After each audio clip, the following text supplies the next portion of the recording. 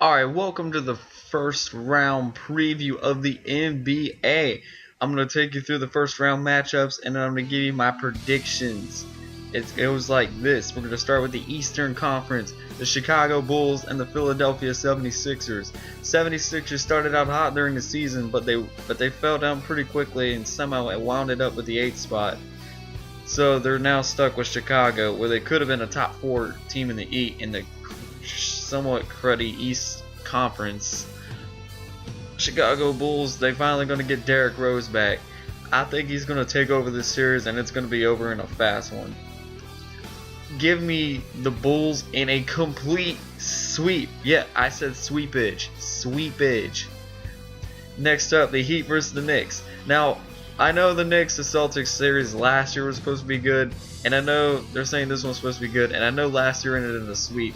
But you got Carmelo Anthony, Amari Stoudemire, and a bunch of other guys on the Knicks, and I think they can make this a good series. However, I will say this: the Heat will more likely win in 6 games because LeBron, or maybe not LeBron, but Dwayne Wade and those guys, they'll know what they need to do to close that series out. But it will be a close series. I got the Heat in 6.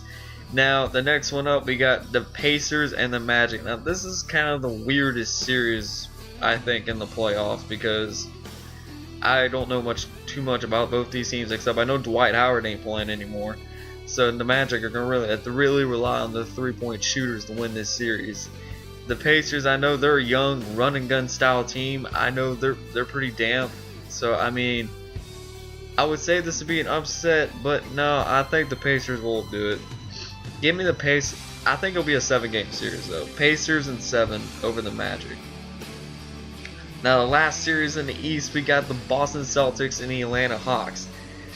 And even though the Hawks are a 5 seed, they do have home court advantage. That could be key in this series. And I will say that the Boston Celtics, you do not want to sleep on this team in the Eastern Conference. I think they can have what it takes to potentially make an Eastern Conference Finals appearance. But I know the Hawks ain't no one to run away from. They got them 3-point shooters. They got Josh Smith, Joe Johnson. They got all those guys. I mean, I know they don't have Al Horford, and that kind of hurts them. But I mean, Boston and Atlanta, that's going to be a good series. I think that will go to 7, and I will take Boston in a comeback Game 7 win in Atlanta to go to the second round. And it brings me to the other side of the conference. We got the 1-seeded Spurs and the 8-seeded Jazz. Now, even though I'm not a big fan of the Spurs, but I do see them potentially making the conference finals, maybe even the NBA finals. And the Jazz, well, they had to claw their way to get to the playoffs. They did have a good start, but their road recordness does not fit well with me. And I know they'll probably win at least 1 game at home because I know they're a sick team at home. But when you got the Spurs bench and you got Parker, you got Tim Duncan, you also got Ginobili on the bench, like I said, Steven Jack. It's no contest really. It's the Spurs in 5. There will be no first round exit this year for them. Next up, you got the Oklahoma City Thunder and the Dallas Mavericks. Now, no one knows how the Mavericks are going to be this time. I mean, they're kind of the wild card in the West again, more like last year. I mean, I know it's a different team, but they got a team with a bunch of equipped veterans. So you do not want to sleep on this team. And I know Oklahoma City has James Harden hurt, and that could play a key factor in this series. And if Westbrook goes back to the Westbrook of the Western Conference Finals last year, where he's chalking up shots and not giving Durant a chance, it's going to be game over. And I think the Mavericks have what it takes to maybe make a run at this. You know what? I'm going to take the Mavericks in 6. I could lean towards 7, but I think the Mavericks in an upset shocker at 6. Now another one, we got the Lakers and the Nuggets. No meta world peace in this series except maybe Game 7 should the series go that far. I know they got some injuries on Matt Barnes, Ramon Sessions.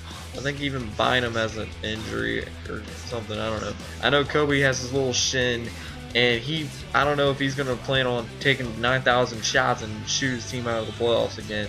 It's very possible. And then the Denver Nuggets are the hot hand right now. They've been blowing out teams. They've been putting up like 120 points, 20 plus a game. They're playing the best basketball this season. And this is the wrong time for the Lakers not to have all their players. This is the wrong time. And I don't think Kobe has enough in him to win this series. So, and I know how they struggle against run and gun teams. So this could prove very vital to their success. So I'm gonna say it. Denver in 6. You know, Denver's gonna keep that hot hand rolling. The Lakers are gonna be too busy trying to figure each other out again. They've been on kind of a cold spell as late. So I think the Nuggets will pull the upset. A lot of people will probably disagree with me on that, but Denver will pull the upset. I guarantee it. And last but not least, you got Lob City Clippers and the Memphis Grizzlies.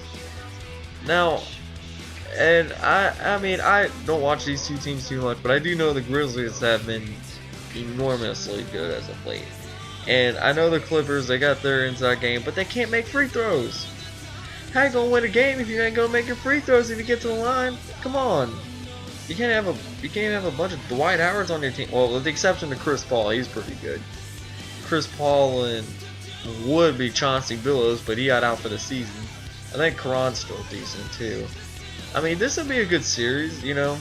I think in the end, it will be the Grizzlies in. Oh shit, are they all good? Yeah, I'll say the Grizzlies in 6.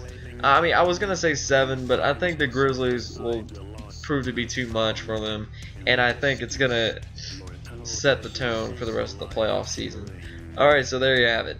You have my Eastern Conference winners in the first round: Chicago, Miami, Boston, and Pacers. There we go.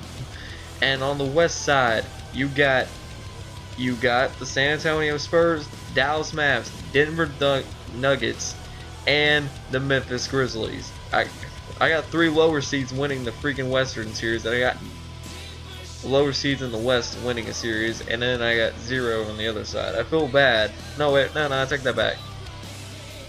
No, that's right. It's just Boston doesn't have home court advantage. Okay, so there will be 3 technical round upsets in the first round. Better believe it, because it is a lockout playoff season. And we all remember the 99 one where the New York Knicks made it all the way to the finals. Now granted they lost, but they did make the finals. And that's still pretty impressive for an 8 seed. I don't think any other 8 seed has even come close to that. And I know the Memphis Grizzlies were an 8 seed last year, and they took the second round to a game 7. So anything is possible when I say this. Believe me so. Alright, leave your comments below. Give me your thoughts, your opinion, your intake, and I will gladly look at it and conversate, you know. So my predictions, second round matchup, predicted second round matchups will be the Bulls, Celtics, Heat Pacers. There we go. Sorry, I stuttered a little bit. And then on the west side, you got the Spurs versus the Grizzlies in a rematch of last year's first round knockout. And then you got the Mavericks and the Nuggets. That will be my predictions for second round series. And I will comment on this after the first round is over. Over and out.